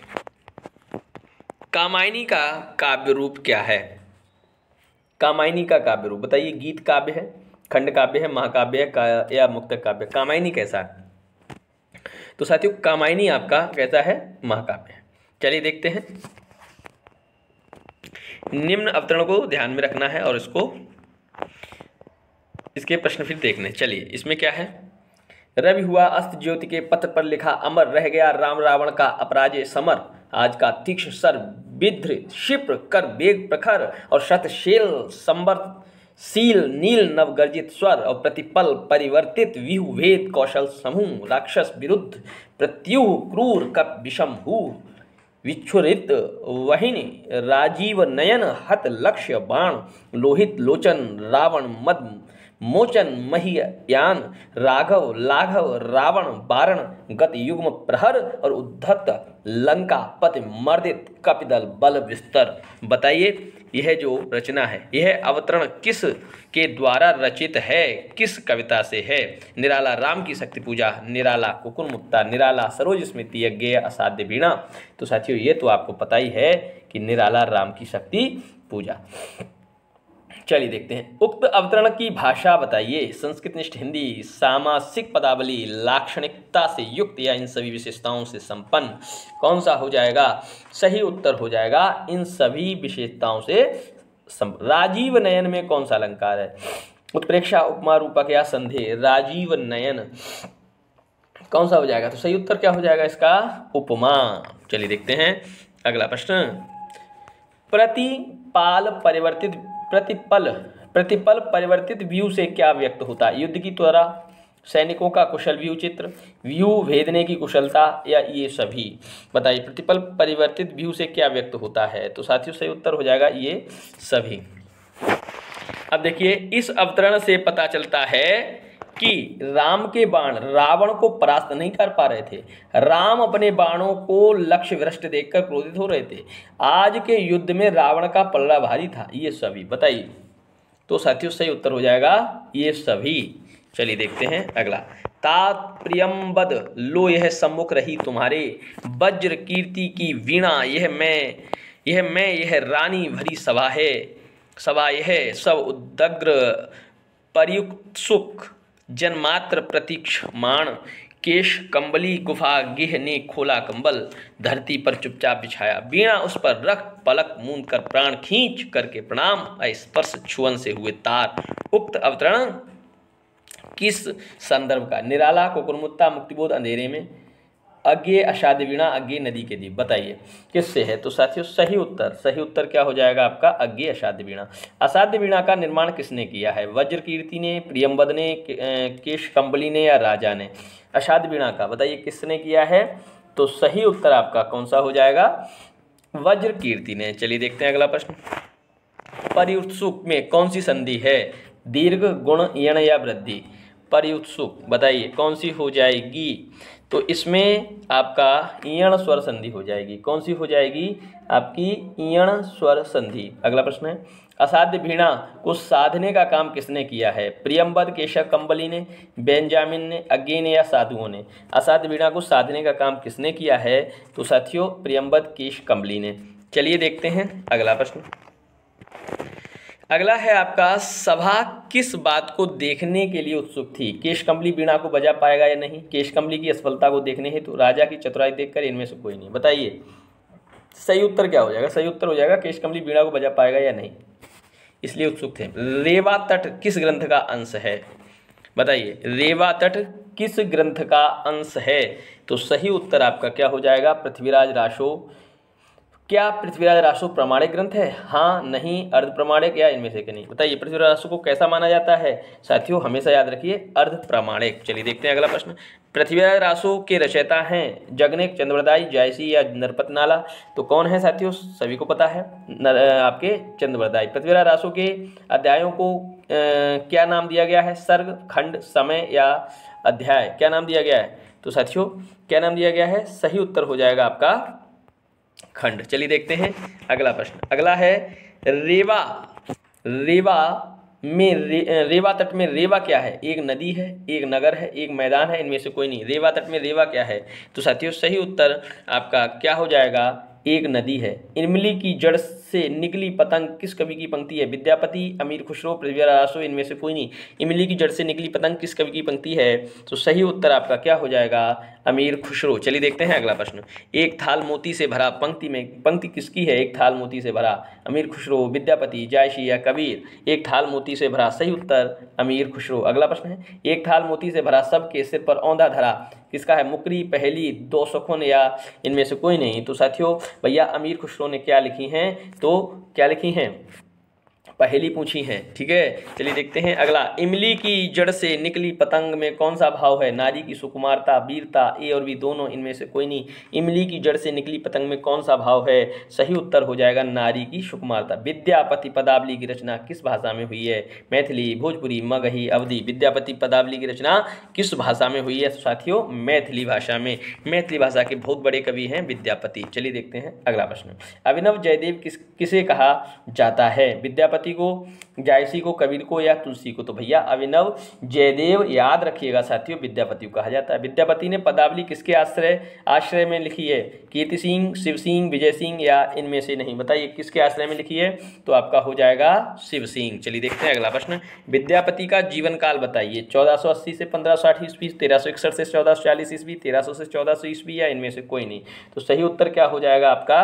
1361 से 1440 ईस्वी। चलिए देखते हैं विद्यापति को आप किस वर्ग का कवि मानते हैं? श्रृंगारी कवि, भक्ति कवि, वीर रस का कवि या इनमें से कोई नहीं? तो साथियों आप सभी जानते होंगे श्रृंगारी कवि माना जाता है विद्यापति को। बिहारी सतसई के रचनाकार बताइए। बिहारी, वृंद, तुलसी या सूरदास? बिहारी सतसई किसकी है? तो बिहारी सतसई बिहारी जी की है। बिहारी किस प्रकार के कवि हैं? रीतिबद्ध हैं, रीतियुक्त हैं, रीति सिद्ध हैं या इनमें से नहीं? बिहारी किस प्रकार के कवि हैं? तो बिहारी साथियों रीति सिद्ध कवि हैं। चलिए देखते हैं अगला प्रश्न। बिहारी रत्नाकर के रचयिता कौन है? बिहारी हैं, रत्नाकर हैं, केशव हैं या इनमें से नहीं? तो बिहारी रत्नाकर के रचयिता कौन है साथियों? तो ये हो जाएंगे रत्नाकर। बिहारी किस काल के कवि हैं? आदिकाल, रीतिकाल, भक्तिकाल, आधुनिक काल? बिहारी किस काल के कवि हैं? तो साथियों सही उत्तर हो जाएगा रीतिकाल। चलिए देखते हैं अगला प्रश्न। बिहारी को आप किस वर्ष का कवि मानते हैं? भक्ति कवि, किस वर्ग का? किस श्रृंगारी कवि, रीति ग्रंथकार या कि इनमें से कोई नहीं? बताइए किस वर्ग का कवि हैं आपका बिहारी जी मानते हैं? बताइए। तो सही उत्तर हो जाएगा इसमें से श्रृंगारी कवि। कौन से हो जाएंगे? श्रृंगारी कवि। गणानंद कवित्व के रचयिता हैं लाला भगवान सिंह, विश्वनाथ प्रसाद मिश्र, हजारी प्रसाद द्विवेदी, ये सभी गणानंद कवित्व। बताइए सही उत्तर क्या हो जाएगा? विश्वनाथ प्रसाद मिश्र। चलिए देखते हैं अगला प्रश्न। गणानंद की प्रेमिका का क्या नाम था? सुजान, सावित्री, राधा या इनमें से नहीं? सुजान। गणानंद के काव्य में प्रधानता है वियोगी की, भक्ति की, नीति की या इनमें से कोई नहीं? गणानंद के काव्य में प्रधानता किसकी है? तो सही उत्तर क्या हो जाएगा साथियों? वियोग की। गणानंद किस काल के कवि हैं? रीतिकाल, भक्तिकाल, आदिकाल, आधुनिक काल। तो किस काल के कवि हैं घनानंद? तो साथियों याद रखिएगा, घनानंद जो हैं आपके रीतिकाल के कवि हैं। किसके? रीतिकाल। घनानंद किस राजा के दरबार में थे? नादिर शाह, मोहम्मद शाह रंगीला, बहादुर शाह, या इनमें से कोई नहीं। घनानंद राजा किस राजा के दरबार में थे? तो साथियों याद रखना है मोहम्मद शाह रंगीला। चलिए देखते हैं अगला प्रश्न। कौन सा ग्रंथ मीरा का है? नरसिंह जी का मायरा, राग गोविंद, राग सोरठा के पद, या ये सभी? कौन सा ग्रंथ मीरा का है? तो साथियों इसमें से जो आपका सभी माने नरसिंह जी का मायरा, राग गोविंद और राग सोरठा के पद, ये सभी आपके मीरा जी के ग्रंथ हैं। चलिए देखते हैं, सुमेलित करना है आपको, सुमेलित करना है। चलिए देखते हैं, बताइए बीजक किसका है? बीजक बताइए। बीजक रामचरितमानस तुलसीदास का है, सतसई और बीजक कबीर का है, सतसई बिहारी का है, और साहित्य लहरी सूरदास का है। तो आपका बी ऑप्शन सही हो जाएगा। चलिए देखते हैं अगला इसमें सही क्या होगा, देखते हैं। अधिसूदो सनेह मार्ग, अधिसूदो सनेह को मार्ग है, किसका है? तो साथियों घनानंद। माधव बहुत विनती करे तोया, किसका हो जाएगा? तो साथियों ये हो जाएगा आपका विद्यापति। अब लो नसानी अब न नसयो, किसका हो जाएगा? तुलसीदास का। निर्गुण कौन देश को वासी? सूरदास का। तो ए ऑप्शन आपका सही हो जाएगा। चलिए देखते हैं, बताइएगा, ये आप लोग बताइएगा इसका क्या हो जाएगा। देखिए कबीरदास, सूरदास, जायसी, तुलसीदास। देखिए कबीरदास की क्या हो जाएगी? कबीरदास 1398, सूरदास का क्या हो जाएगा? 1478, जायसी का क्या हो जाएगा आपका? 1492, तुलसीदास का क्या हो जाएगा आपका? 1532। तो बी ऑप्शन आपका सही हो जाएगा। चलिए देखते हैं अगला प्रश्न। अगला प्रश्न है आपका सूरदास कौन सी? सूरदास सूचियों में सम्मिलित करना है। तो सूरदास की सूरदास कृति हो जाएगी, कबीरदास की कबीरदास। बताइए साखी और जायसी तुलसीदास रामचरितमानस, जायसी पद्मावत, है ना। सूरदास की जगह सूरसागर होना चाहिए, यहाँ दास लिख दिए हैं, ठीक है। चलिए देखते हैं अगला प्रश्न हमारा, प्रिय प्रवास के रचयिता का नाम बताइए। प्रिय प्रवास के रचयिता का नाम क्या होगा? तो साथियों प्रिय प्रवास के रचयिता का नाम हरिऔध है। चलिए प्रिय प्रवास की रचना कब हुई है? तो साथियों प्रिय प्रवास की रचना 1910, 1912, 1914, 1913। तो प्रिय प्रवास की रचना 1914 में। प्रिय प्रवास का नायक कौन है? श्री कृष्ण, उद्धव, राम या लक्ष्मण? तो प्रिय प्रवास का नायक कौन है? तो साथियों सही उत्तर क्या हो जाएगा इसमें? श्री कृष्ण। चलिए देखते हैं अगला प्रश्न। प्रिय प्रवास की नायिका राधा है, विरह की, लोक सेविका की, कर्तव्य के प्रति सचेत, या ये सभी? प्रिय प्रवास की नायिका राधा, बताइए सही उत्तर क्या हो जाएगा? ये सभी। विरह की, लोक सेविका की, कर्तव्य के प्रति सचेत। प्रिय प्रवास में किसको दूत बनाया गया है? यम को, बादल को, पवन को, या इनमें से नहीं? प्रिय प्रवास में किसको दूत बनाया गया है? तो साथियों पवन को, पवन दूतिका। मैथिली शरणगुप्त कृत महाकाव्य है, मैथिली शरणगुप्त। यशोधरा, द्वापर, साकेत या भारत भारती? मैथिली शरणगुप्त कृत महाकाव्य कौन सा हो जाएगा? तो साथियों महाकाव्य जो है वो आपका कौन सा है? साकेत। कौन सा? साकेत। चलिए देखते हैं अगला प्रश्न। भारत भारती का मुख्य स्वर है देश प्रेम और राष्ट्रीयता प्रेम, कृषक काव्य, वीर काव्य, राम काव्य? भारत भारती का प्रमुख स्वर है, बताइए क्या हो जाएगा? देश प्रेम एवं राष्ट्रीयता प्रेम। साकेत की नायिका कौन है? उर्मिला, सीता, कौशल्या, सुमित्रा? साकेत की नायिका कौन है? सही उत्तर आपका उर्मिला। अगला, साकेत में कितने सर्ग हैं? 10, 4, 2, 15। साकेत में कितने सर्ग हैं? साकेत में साथियों याद रखना है आपके 2 सर्ग हैं। कितने? 2। अगला प्रश्न है हमारा, निम्नलिखित सूचियों को सम्मिलित करना है। हरिऔध, दिनकर, मैथिली शरणगुप्त, अज्ञेय। देखिए हरिऔध प्रिय प्रवास, दिनकर का बताइएगा, दिनकर का कौन सा हो जाएगा? उर्वशी। मैथिली शरणगुप्त, साकेत, अज्ञेय, नदी के द्वीप। तो सबका ये ऑप्शन सही हो जाएगा। चलिए देखते हैं अगला प्रश्न। कौन सी रचना प्रसाद द्वारा रचित महाकाव्य है? बताइए। कामायनी, आंसू, झरना, लहर? रचित महाकाव्य कामायनी। महाकाव्य कौन सा है आपका? कामायनी। इनमें से छायावादी कवि कौन है? अज्ञेय, दिनकर, प्रसाद या ये सभी? तो साथियों आप में छायावादी कवि बताने हैं, तो कौन से हो जाएंगे? आपका प्रसाद है। इनमें से पद्म पुरस्कार किसको नहीं मिला? प्रसाद, पंत, अज्ञेय या दिनकर? पद्म पुरस्कार किसको नहीं मिला? तो साथियों याद रखना किसको? प्रसाद जी को नहीं मिला है। चलिए देखते हैं अगला प्रश्न। कामायनी की नायिका का नाम बताइए। श्रद्धा, इड़ा, उर्वशी या इनमें से नहीं? कामायनी की नायिका कौन है? तो साथियों श्रद्धा है। कामायनी की नायक च्यवन, च्यवन, पुरुरवा, मनु या लक्ष्मण। कामायनी के नायक कौन हैं? तो साथियों कामायनी के नायक आपके मनु। चलिए देखते हैं अगला प्रश्न। कौन सी कविता निराला की नहीं है? बताइए कौन सी कविता निराला की नहीं है? जूही की कली, जागो फिर एक बार, परिवर्तन या सरोज स्मृति। तो साथियों इसमें से आपका कौन सा नहीं है? सी, परिवर्तन नहीं है। किसकी है? आप जल्दी कमेंट सेक्शन में लिखिएगा। ये बता चुके हैं। निराला का पूरा नाम बताइए। सूर्यकांत त्रिपाठी है ना, सूर्यकांत त्रिपाठी निराला। निराला का साहित्य साधना के रचयिता हैं। निराला की साहित्य साधना के रचयिता कौन है? रामचंद्र शुक्ल, रामविलास शर्मा, नंदुलाल वाजपेयी या अज्ञे। निराला की साहित्य साधना किसकी रचना है? सही उत्तर है साथियों रामविलास शर्मा, रामविलास शर्मा। चलिए देखते हैं अगला प्रश्न। महादेव जी को किस कृति पर साहित्य अकादमी पुरस्कार मिला है? नीरजा, नीहा, दीपशिखा, यामा। तो साथियों कौन सा हो जाएगा? कौन सा हो जाएगा? यामा। कौन सी कविता महादेव जी की है? बीन हूँ मैं तुम्हारी रागिनी हूँ, मैं नीर भरी दुख की बदली, फिर विकल हैं मेरे प्राण।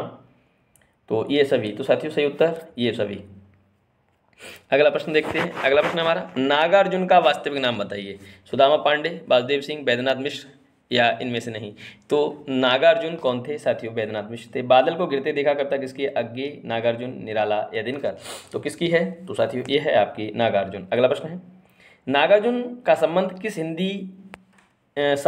हिंदी की किस विचारधारा से? छायावादी नागार्जुन, प्रगतिवादी, प्रयोगवादी या गीतवादी। तो नागार्जुन कौन से हैं? तो साथियों नागार्जुन तो प्रगतिवादी हैं। अज्ञे का पूरा नाम बताइए। तो साथियों सच्चिदानंद वात्सायन, हिरानंद वात्सायन अज्ञे।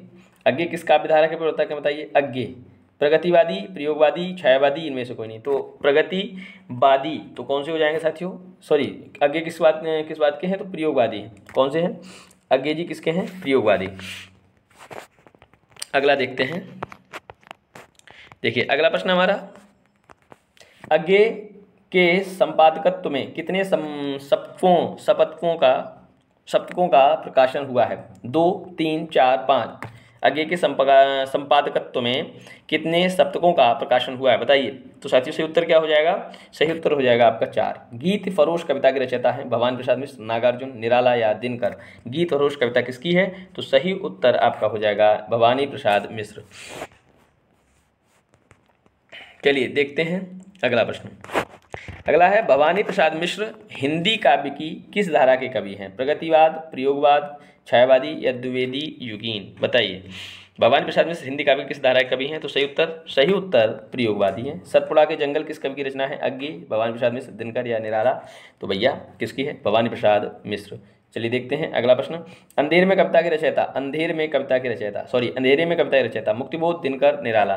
तो अंधेरे में कविता किसकी है? अंधेरे में कविता साथियों मुक्तिबोध की है। मुक्तिबोध की कविता में प्रधानता की है फैंटेसी की, लक्षणा की, अलंकारों की या रस की। मुक्तिबोध की कविता में प्रधानता किसकी होती है? तो साथियों याद रखिएगा किसकी होती है? फैंटेसी। किसकी? फैंटेसी। चलिए देखते हैं अगला प्रश्न। मुक्तिबोध किस विचारधारा के कवि हैं? छायावादी, प्रगतिवादी, द्विवेदी युगीन या रीतिकाल। किसके हैं? तो साथियों प्रगतिवादी। अगला प्रश्न देखते हैं। धूमिल का वास्तविक नाम? सुदाम पांडे, वासुदेव सिंह, वैद्यनाथ या इनमें से? सुदाम पांडे, धूमिल। मोचीराम राम व्यक्ति की रचयिता है। मोचीराम राम व्यक्ति। धूमिल, मुक्तिबोध, निराला या पंथ। मोचीराम। बताइए राम व्यक्ति। बताइए सही उत्तर आपका धूमिल। संसद से सड़क तक काव्य संकलन किसका है? धूमिल का, अज्ञे का, केदारनाथ सिंह का, दिनकर का। तो साथियों किसका हो जाएगा? तो साथियों ये हो जाएगा धूमिल का। और आपका आखिरी प्रश्न है, बताइए सुमेलित करना है आपको, बताइएगा। तो संस्कृति के 4 अध्याय किसकी रचना है? संस्कृति के 4 अध्याय रामधारी सिंह दिनकर। पथ के साथी किसका हो जाएगा? महादेव वर्मा। क्या भूलूं क्या याद करूं? हरिवंश राय बच्चन। पल्लव सुमित्रा नंदन पंत। तो इसमें से ऑप्शन आपका यहाँ तो नहीं है, तो सी हो जाएगा। क्या हो जाएगा? सी। तो माने दूसरा, फिर तीसरा, फिर चौथा, फिर पहला। दूसरा, तीसरा, चौथा, पहला। तो आपका सी ऑप्शन सही है। ठीक है साथियों, ये आपकी उत्तर कुंजी है। और देखिए साथियों, आपको एक बात बता दूँ, आपको साथियों अगर आज के वीडियो की, आपके ये 215 प्रश्न हुए, आज के वीडियो की आपको PDF चाहिए तो आप साथियों हमारे टेलीग्राम चैनल से जुड़ जाइएगा। और टेलीग्राम चैनल का लिंक हम आपको साथियों डिस्क्रिप्शन में देंगे ही, तो आप वहाँ से जुड़ जाएंगे और वहाँ आपको यह PDF जो आपकी 215 क्वेश्चंस की वो आपको मिल जाएगी। तो साथियों का आपको वीडियो कैसा लगा, सेशन कैसा लगा, और आप कमेंट सेक्शन में ज़रूर राय दें। अगर ये देखिए 3-4 दिन बचे हैं, इसमें मैं जो भी 4-5 इकाई लास्ट की हैं, 5, 6, 7, 8, 9, 10, इन सभी इकाइयों से जो भी प्रश्न बनेंगे, आपके लगभग 1000 प्रश्न बन जाएंगे। इन सब से मैं आपकी प्रश्नोत्तरी करा दूंगा इन 2-4 दिनों में। आपको ज़रूर ही आपको साथियों उपयोगी साबित होगा। तो साथियों चैनल पर नए हैं तो पहले चैनल को सब्सक्राइब करें और साथ बनाए रखें। तो फिर मिलेंगे अगली वीडियो में, तब तक के लिए नमस्कार, धन्यवाद, जय हिंद।